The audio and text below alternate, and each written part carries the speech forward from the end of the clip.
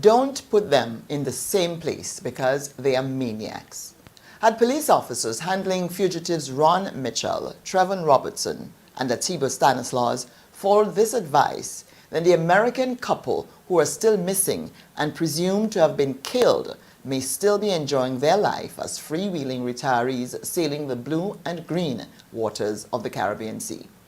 The fugitives boarded the yacht of Ralph Hendry and Kathy Brandel, which was anchored in St. George's, and headed off, eventually landing in St. Vincent, where they were subsequently captured by police there. As the police continue an investigation in Grenada into how the three men charged with a slew of felony crimes escaped from a holding cell in Grenada and St. George's, details are emerging that paints a picture of serious procedural breaches and quite possibly dereliction of duty. In the early hours of Sunday, February 18, the three were able to walk out of their holding cell at the South St. George Police Station undetected. The narrative is learning that at this hour that a skeleton deployment of police officers, inexperienced officers, and a defective cell enclosure all conspired to create the situation which Grenada has now found itself in with a huge black eye. At a news conference on Monday, Police Chief Don McKenzie and Assistant Police Chief Vannie Cowan offered very little by way of an explanation for the jailbreak. It has been more than a week and still there's no result of this investigation that's taking place. Commissioner McKenzie would say only that the cells in which the men were being held are safe and that if procedures were followed, then the escape ought not to have been possible. Here is what we at the narrative know so far.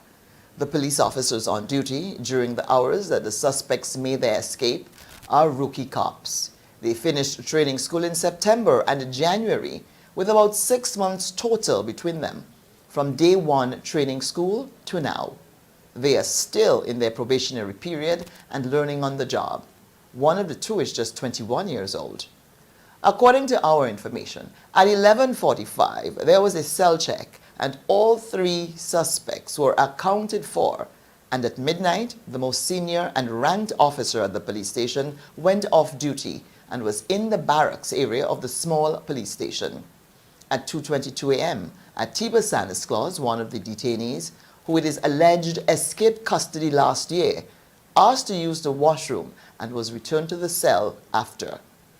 From that time on, the junior officers remained on desk duty, handling complaints and phone calls, and no one checked on the suspects until around 5 a.m. It was at that time that it was discovered that the three were not in their cells. At 5 a.m., they realized the detained men were missing when the sergeant who was in charge of the police station at the time was called again, this time regarding an incident on Wall Street. At a police station where at least 40 officers are assigned, our information is that 11 officers were on sick leave and 7 on vacation at the time of the jailbreak.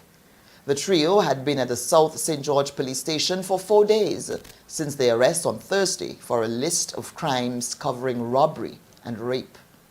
The million-dollar question is, how did they get out? Here's what we have learned so far. One of the men, believed to be Trevon based on body size, squeezed through the bars high up in the roof of the holding area and opened the main cell door to let the other two out. The metal bar was bent to create an opening wide enough that the smallest of the men was able to get out. That's according to those investigating this matter. From there, the three are believed to have made their way to a back door at the police station and left the police station.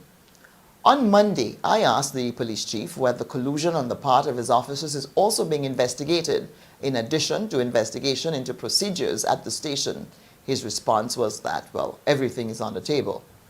The commissioner also proclaimed more than once during Monday's news conference that the cells were secure. However, at the time that he was making these pronouncements, new gates were being installed at the holding area, the narrative has learnt. This is not the first time, however, that people have escaped from that very station and that very cell. As recent as December, a small group of minors accused of committing a robbery at a bakery using a fake gun escaped from the same cell. Now, some recommendations were made for changes at the South St. George Police Station following previous incidents. Whether or not these recommendations were implemented remains a question. Commissioner of Police Don McKenzie, when asked about those recommendations and how they were handled, did not give a clear response. This is the narrative. The program continues in a moment.